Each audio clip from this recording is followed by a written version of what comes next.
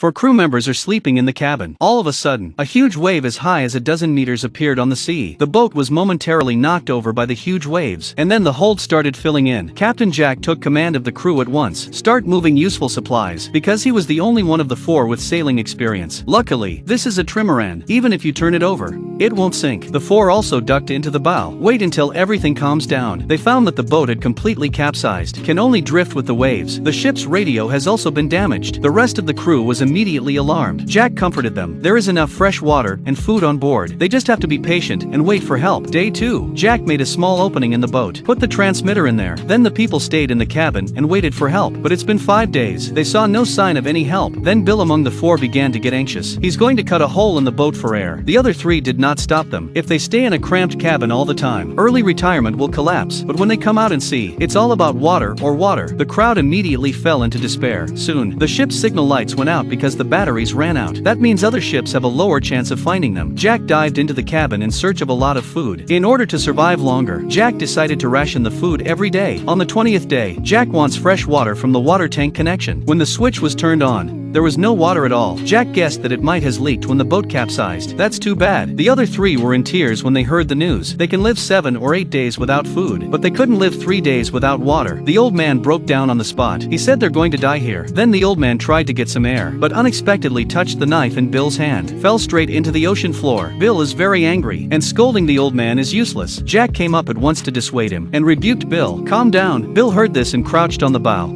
crying. It turns out not that long ago, he was diagnosed with cancer, so his temper is very grumpy. The other side, after their families found out they were missing, a rescue team was immediately located for search and rescue. After the rescue team searched the area where they might have been, there was no trace of it.